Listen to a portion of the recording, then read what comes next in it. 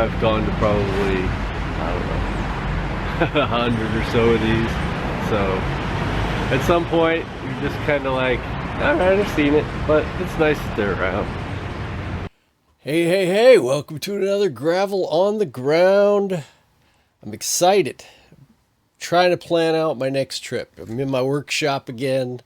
Got to get through Christmas. I do woodworking and stuff, and then I get to take the winter off. So, yeah, I'm getting excited. Going to take a couple months off and trying to think of where I'm going to go. Now, I've been to all of these countries. So I'm speaking from experience here, and I have to kind of figure out, okay, well, my plan is to retire in one or all of these places within a few years. So where am I going to go and why? And I really love all four of these countries I'm talking about today. They all have their little things that just make me love them, right?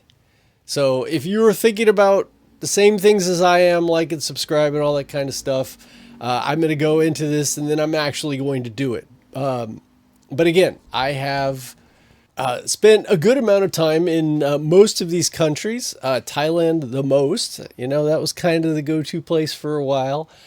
I would head up to Chiang Mai every year and spend a few months and then maybe go down to Koh Samui when they started burning the fires up north, the rice fields. And, it's just a wonderful, wonderful time. I love the people there. I love the safety. You never, in fact, I'm going to just go down the list for each one of these places and I'll talk a little bit about what I love and what I don't love about each one of them.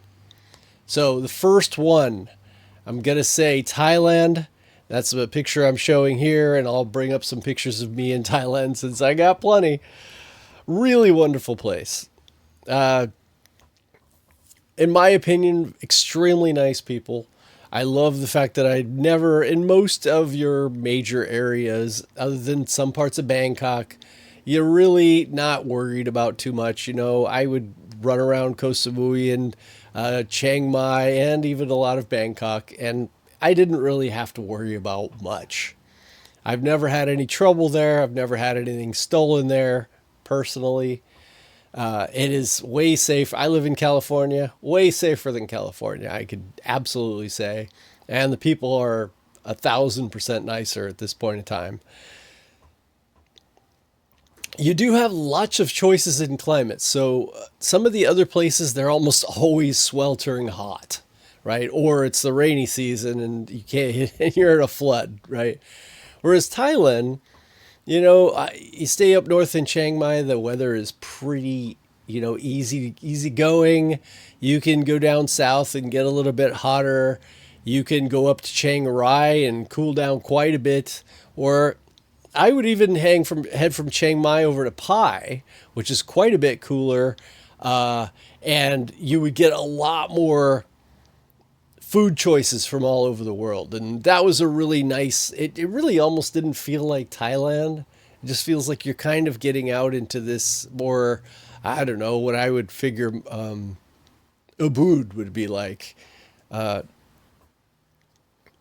Just kind of spiritual and again, you're going to get, I got a great lasagna. I had been staying in Thailand for quite a few months, and I love Thai food, but after a while, I'm like, yeah, I could use something else. And so I head up to Pai, and I had this most amazing lasagna, and I was just like, wow, really hit the spot. So I do like that about it. You can get away from Thailand, a little bit if you need to, even though you're still in Thailand.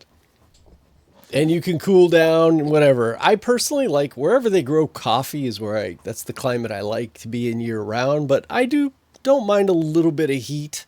But I don't need to be in the snow and I don't need to be in the rain all the time. So you can kind of move around, especially cold rain. I really don't like that. Warm rain, that's kind of fun sometimes. Again, I said pretty safe as far as these countries I'm talking to. I just never felt any trouble there. There's very little begging. So, when you go and you're just hanging out, if every 2 feet somebody's asking you for money, and it weighs on you. You wish you could help everybody, but you can't. And it's just not a thing so much. Of course, it's cheap. It's very cheap. I had an apartment. I'm sure you can't do this anymore, but I had a nice little studio right in Chiang Mai, like perfect place. Everything I needed, $150 a month. All in less than 200 for everything. It was just wonderful. I'm sure it's probably more like, two and a half, 300 now, but still, come on, really? I spend that much in breakfast in California. So it's amazing. Now, I know the amount of money things cost is different for everybody. I mean, hey, if you're living in Albania, $200 or $300, that's a lot of what you make. Fortunately for me, I do work in California. So yeah, I own my own business, but I'm able to make more money. But, California is just not the great, wonderful place it used to be. And I'd rather spend my time, frankly, in Thailand, any of these countries I'm going to talk about. I thought the transportation of getting around was really, really good. I never had a feeling like, oh, I can't get somewhere. The flights were cheap, they were easy, and I just really didn't worry about it. I remember I did take the overnight train from Chiang Mai to probably Bangkok, and I didn't like that so much. I remember there was like some roaches or something in my bed, and not too much. It wasn't like horrific, but I took a look at the kitchen, and it was just gross. I didn't want to eat there, but it was all the food that I had. So yeah, that wasn't probably my favorite part. But other than that, it's weird because nothing else was like that. That was the only thing that I remember being kind of grossed out on. I wonder if anybody out there has had that experience. Maybe you didn't have that experience. I didn't see anybody else complaining about it. And, I did talk about the food, the fact that, hey, I get tired of Thai food after a long time. And of course, if you're in a Chiang Mai or a Bangkok, you can get anything you want. I tend to stay with the local food as much as I can, but especially Thai food because it's amazing. And I lived in many houses with Thai people. And, yeah, I remember that one of the first times I went there, the lady I stayed with was just an amazing cook, which there's tons of them there, and she had these little carrots on the plate, and I was like, these little carrots, and I just started eating one, and of course everybody out there knows that was peppers, and I had a 5-alarm fire in my mouth. That was something.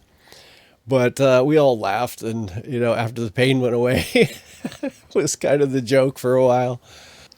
Also, massages, very cheap. I would go to this place where it was blind people doing massages. I thought that's the perfect thing, and I think it was like $10 an hour or something, and it was fantastic. Thais are famous for their massage. Wonderful place. The nightlife, obviously, if you like nightlife, everywhere I was at, from Koh Samui to Chiang Mai to especially Bangkok, I mean, it's just...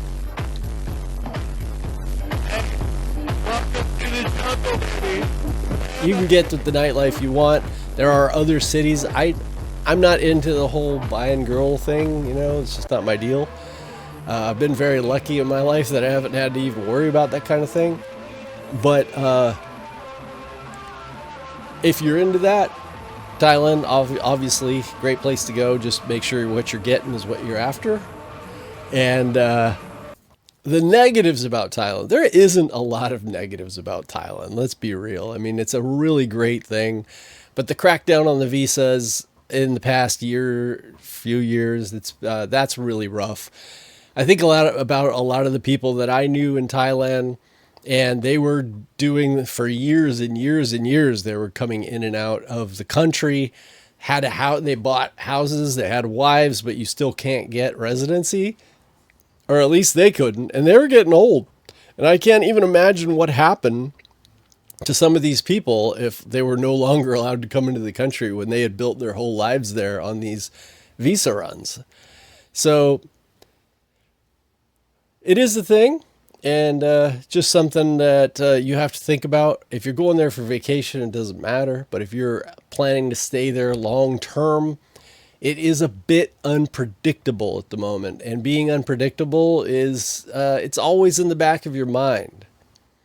So if you're thinking about going to Thailand, absolutely do it. And there's ways that you can stay longer term in some of these other countries and then go to Thailand when you want to and not have to have that stress, you know? Language barrier is the other thing. You know, there's places where people speak a little bit more English, but in general, Thai isn't really that difficult as far as a lot of, like Vietnamese. It's way easier, in my opinion, as far as the voice goes. I can learn a lot. I learned quite a bit when I was there, but you're never going to really know it that well unless you're permanently living there. It is going to be a barrier to say something like a relationship or something when, you can't speak that language. So that's really the only things that I really think about. I'm sure somebody out there can mention something else. I'm not going to think of everything in this. And I am going to say the negatives whenever I feel like them. But the reason why I kept going back to Thailand, because I had very few negatives going there. There are plenty of places that would be huge negatives for me, but I just didn't go there. And you have so much choice when it comes to Thailand. I enjoyed Bangkok. I enjoyed the heck out of it. The air quality, though, I guess we should get to that. That was another big negative was, the burning of the rice fields and then the just a bad air quality downtown in, Bangkok. Those are the things. I mean, I remember when I was in Chiang Mai that you would see smoke coming out of the gutters and stuff, like actual smoke. In the march areas, I'm not sure if it's quite as bad as it used to be. It's been a few years since I've been there. They were trying to crack down on it, but very unsuccessful at the time. So I'm going to try not to take too long in each place, but I've spent so much time in Thailand. It's hard not to get carried away. Vietnam, I was there just a few years ago, right before the pandemic, and loved it, and lots of great things to say, but I have a few almost deal breakers when it comes to Vietnam for me, which is too bad because that's definitely something I really enjoyed.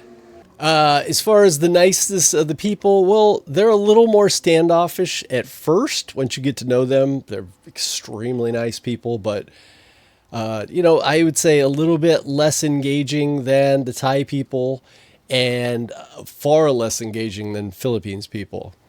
But, wonderful. They treat you so well. Nothing but great things to say about the Vietnamese people. It's very cheap, kind of like Thailand. You just spend very little for what you get. It's very easy to live there. On, say, the amount you would pay for a Starbucks every day, you can basically live in these countries. It really feels almost free coming from the West. And you get there and it's just like, so much less stress. One thing I notice about this whole Southeast Asia in general is the lack of daily fear. In the West, we're just pushed with all these different kinds of divisions and everybody's just afraid of everything, and you can just smell it, you can feel it, and you won't even notice it as much until you go to other countries. Like I mentioned about Albania in the last couple videos. When you go to some place like that, you just realize that people will walk right behind each other or next to each other, and it won't register. Nobody cares and nobody's worried for the most part. And that's kind of like it is in Southeast Asia. Whereas when people start getting even close to each other in a lot of Western countries now, you just get this tense feeling. You can see it. People won't look at you in the eye, that kind of thing. So wonderful, wonderful in Vietnam. You'll feel very free. You've got some choices in weather. I mean, up north is going to be quite a bit cooler. There are places like Dalat that you can get away from the heat and enjoy that. Lots of beautiful, beautiful things to see. Obviously, like Thailand, you've got a lot of those choices, beautiful beaches. fairly safe. I never, ever, ever felt any sort of weird thoughts or like I got to be careful or anything like that. I'm not saying you don't, but it just was never even an issue. Very little begging. You're not going to see a lot of that. There's just a certain pride that the Vietnamese seem to have. I'm not saying it never happens, but it's just not really in your face, like, say, in Philippines. The food is great. Vietnamese food's very famous. If you like it, you like it. If you don't, you don't. There is quite a bit of different types of foods that you can get in places like Da Nang or of course, the major cities. I spent quite a bit in Ho Chi Minh, just everything that you could want, right? I did spend a few weeks in Hanoi. It seemed like a great place you could live. But right away, it's going to come to my negatives, which is the noise. I mean, what is up with the Vietnamese people? I love you, but the horns, I mean, ridiculous. And just the downside about being in the city, it could get, if you're a light sleeper like me, it could get a little loud up until, I don't know, between 10 and midnight. You can go to bed and then it's quiet. Unlike Vietnam, where it's honking 24/7. That place was a little much for me. Constant music and everything everywhere. You just can't get away from it. At least if you're in kind of the city area. It's unlike any other place I've been. Probably India is like that. But I don't know. I haven't spent a lot of time in India. But yeah, you just got to find a place. If you don't like a lot of noise, you're going to have to look around and make sure you find kind of an off street or something. And even then they may have karaoke all night long, wherever you're living. The noise can be out of control. And then not only that, they do have roosters and things like that, like Philippines. I didn't get it. Yes, they have the roosters in Thailand, but the noise just isn't so in your face constant all the time. I guess maybe because it's more of a Buddhist country, it just seems very calm for the most part. Whereas in Vietnam, they honk their horn for anything. And there are some of the cities, some of the smaller cities aren't going to be so bad. But even places like Dalat or Da Nang, you're just hearing the constant.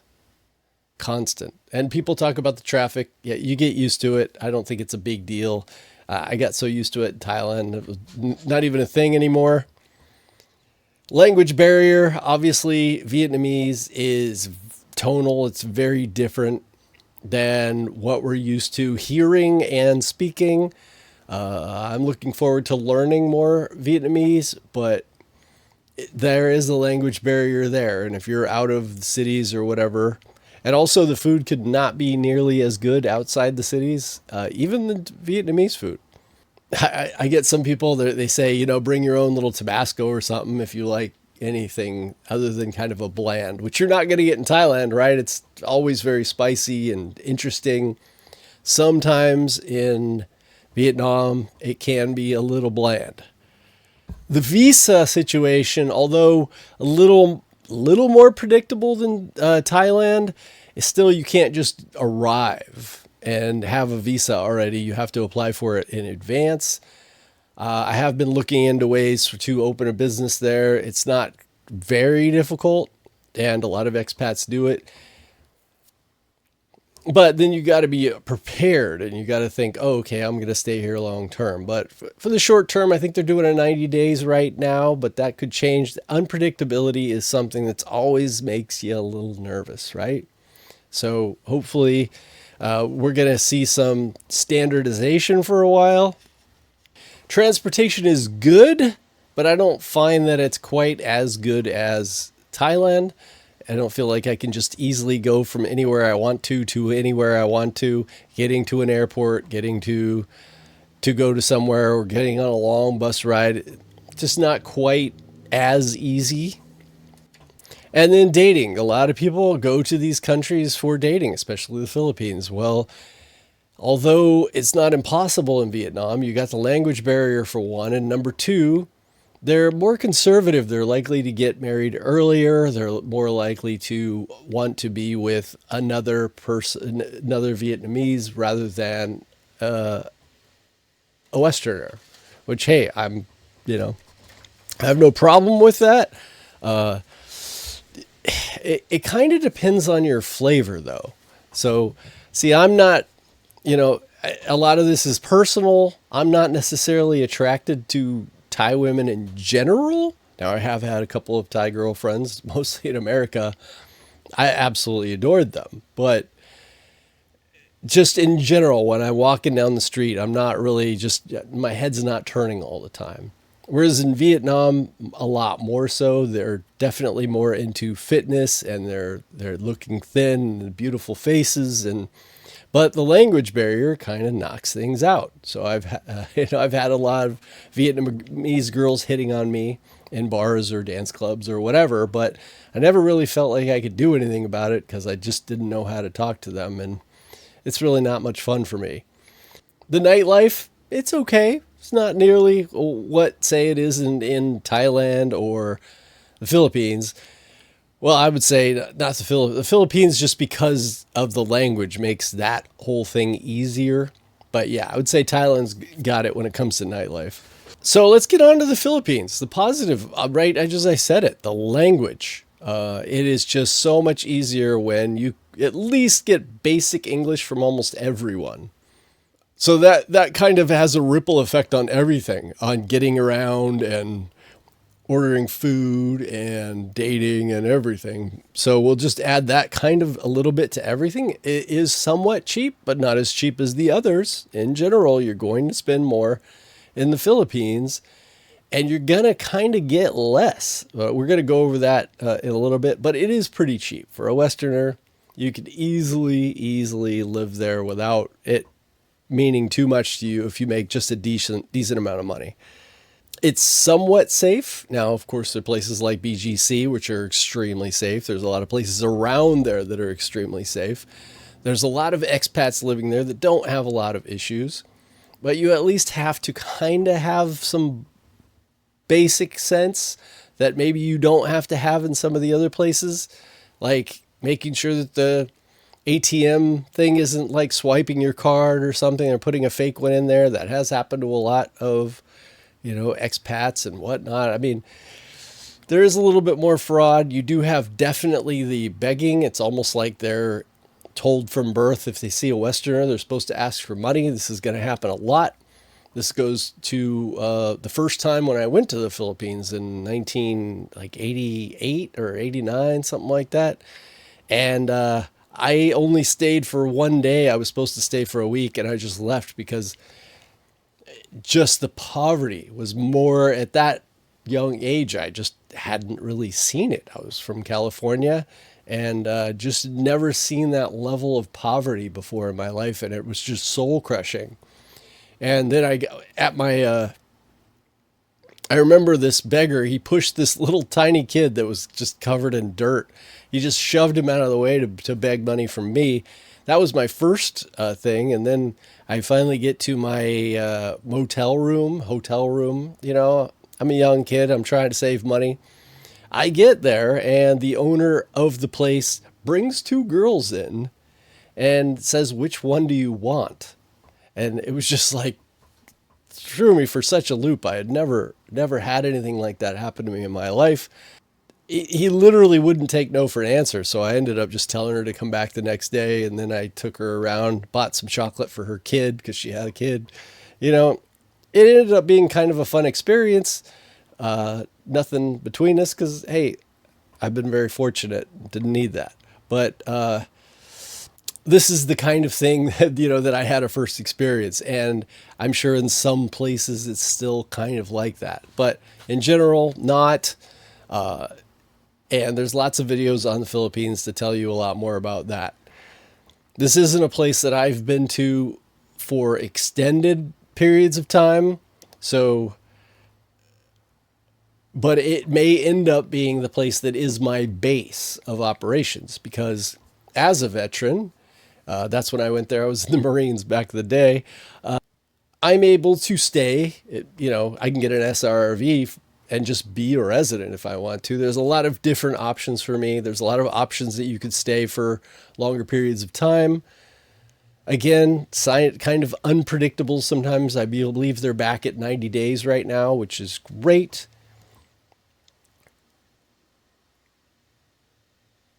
But you're going to have to check. I think maybe the longest you could stay is 60 days, but you get in and out privileges, which might work really, really well for you. So it can be a really great place to be a base for everything. And again, since you can speak the language with most people, it's going to make a lot staying there extended period of time much nicer and maybe less lonely. So I suspect the number one reason for a lot of people is dating and women. And there's nothing wrong with that. I definitely like that. And I think for, somebody my age to actually be able to go there and meet someone and have a good life for retirement and be able to, have somebody in your life is really nice. The fact that's possible is really nice. And the fact that they speak your language, very nice. Now, of course, there's a lot of scams and there's a lot of things you need to be aware of. So definitely be careful, but at least it's possible. Where I feel like for a lot of people in the West, especially an older person, it's not even an option. The amount of sane women in the country is dropping by the day in the United States, at least. So probably in a lot of the Western countries. So that's why a lot of them are heading to other places to try and find somebody that's sane. That's all I'll say about that. Malaysia. I left that for last, not because it's best for last, I guess, but I love Malaysia. I absolutely love it. I've spent quite a bit of time there, both in Kuala Lumpur or Kuala Lumpur, I think they call it, and Penang. Both of them wonderful for very different reasons. Kuala Lumpur is just an absolutely fantastic city. And you can literally walk for miles without ever going outside when it's really hot. It's just mall after mall after mall with, enclosed patios going the whole way because they know it gets hot. And it's really weird coming from the West looking, going to Bangkok or going to a lot of these cities in all of the countries I'm mentioning. There's just so much energy. There's just so much more happening. There's so much more life than I'm seeing in Western countries, which, when I grew up, there was so much life here. And in the West, I traveled all through Europe all the time. There would just be energy and you would be feeling that. And that's just really gone down. It's a lot more fear, a lot more unhappiness, a lot more loneliness, separation. And when you go to someplace like, even Malaysia, people are just smiling at you all the time. So, yeah, I wouldn't put them as nice as the Philippines. And I didn't mention that. Probably the nicest people, Filipinos, the nicest. I mean, they're just going to wave at you, smile at you. They make you feel like they're happy that you're in the country. And that's every place that I'm mentioning has really nice people, but I'd say Philippines number one. A lot of people would. But the Malaysian people are wonderful. Now, I can't speak to the other side of Malaysia. I've heard, good and bad things. Most of what we hear on the media is all, of course, lies. I mean, I remember when I went to Albania, it's like, oh, there's big red warning, you have to worry about all this. But then when you looked deeper into it, that had happened like 10 years ago in one place. But, the media will do that to you. And so kind of talk to people with boots on the ground that kind of know what they're talking about. I'm going to help you here because I've been to all these places, but of course you're going to look deeper. There's a lot of people trying to sell all of these countries to you. And I think that's wonderful because I love it when people travel. I think that's what will make the world the better place is this experience of seeing all these different places. But at the same time, you're not getting a lot of real information. But yeah, I mean, Malaysia's great. It was really hot, really muggy every time I've been there. I think it's just permanently like that. And But there's a lot of ways to get away from that. And then when it's cooler, they have beautiful parks, beautiful, what makes all that so beautiful is this, humid weather, just absolutely gorgeous, clean, probably the cleanest of all of the ones that I mentioned. Very safe in Kuala Lumpur, and I have had zero trouble in Penang. The people are wonderful. Nobody was begging. It just feels great. The thing is that you're not going to get that nightlife, and there's going to be more of a language barrier. I didn't think it was as much as say like a Vietnam, but there definitely is a language barrier, or maybe more of a culture barrier, I would say. Whereas the people are extremely, extremely nice to you, but there is this kind of separation. I don't even know how to say it. But those of you that have been to Malaysia, you get what I mean, I think. You're not going to feel super close, super quick. Whereas you might in the Philippines, or you might in Thailand. I have had that experience many times there. But it makes up for a lot of these things with just the cleanliness and the peace that you're going to get from being there. So I will continue to go there over time when I just want that. And it's still extremely cheap to be at. But you're not going to get a lot of nightlife. It's more of a conservative place. You're probably not going to meet a lot of girls because, again, it's more of that conservative, get married earlier, things that are expected of you. Not a lot of party energy. I'm sure it's there, it's everywhere, but people don't generally go there for the party. But the food, holy moly, I forgot to talk about that. Food in Kuala Lumpur is pretty good. There's a lot of choices, a lot of Western choices, and just a lot of everything. But Penang, if you are a foodie, you must put this on your bucket list to go to Penang. The food is just out of this world. And you want some authentic Indian food. I remember I went to when I went to Penang the first time, I just went to this side thing that was selling Indian food. And it just, of course, you could tell it was super authentic, somebody from India. And I ate it and I got kind of got kind of sick, right? But it was so good. I just couldn't even believe how good it was. Then, so even though it kind of made me sick, I went the next day and got it again. Yeah, that's how much. That's crazy. It's the only time I got sick there, but that was like the best Indian food I've ever had in my life. Just so rich and deep. And so Penang is really known for their food and so many different kinds, but it's very high end. Even the street food feels like high end street food.